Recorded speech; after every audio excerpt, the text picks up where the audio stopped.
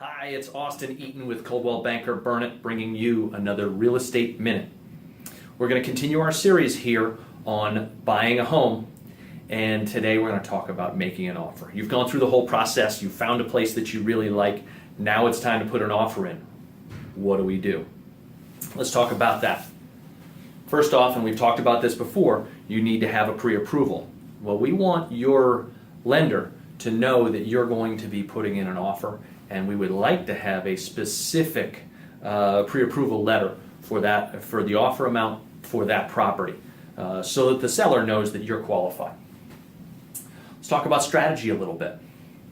The agent should have done a bunch of research, made sure that he or she understood the comparables sold in the neighborhood, the time that this house has been on market. That's a big key to seller state of mind.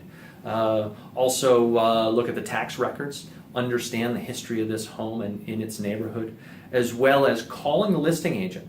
Sometimes the listing agent will share maybe a little more than they should and tell you the motivation of that seller.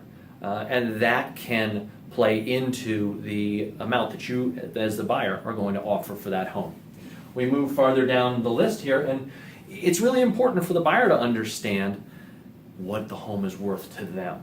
And the buyer should have an understanding of where they would walk away from a deal. Now, if they've absolutely got to have this house, their offer price is going to be higher. If they can take it or leave it, or if they know they have a backup plan, that threshold may be a little bit lower, so that plays in.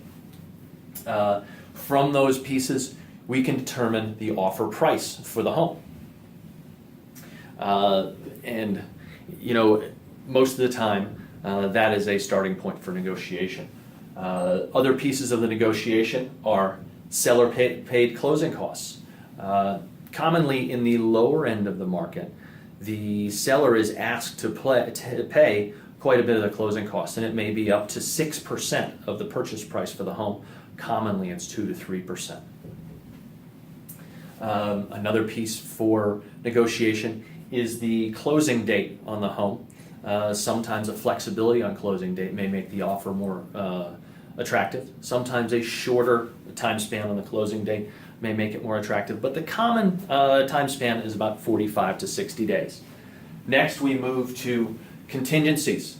You're going to want to have contingencies on the home, such as an inspection contingency. As a buyer, you want to be protected and make sure that you have the home inspected for any defects or flaws.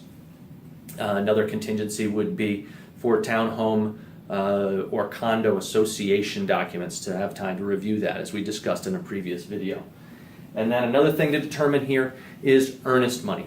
The earnest money generally is, well, first of all, it signifies a commitment to the deal by the buyer, and generally is 1 to 2% of the purchase price. If a buyer wants to send a message that they really want it, they'll put more earnest money in. That earnest money goes into an escrow and is used toward the buyer's down payment at closing. Now we've got our offer in, and it's time to cross our fingers and see what the seller comes back with.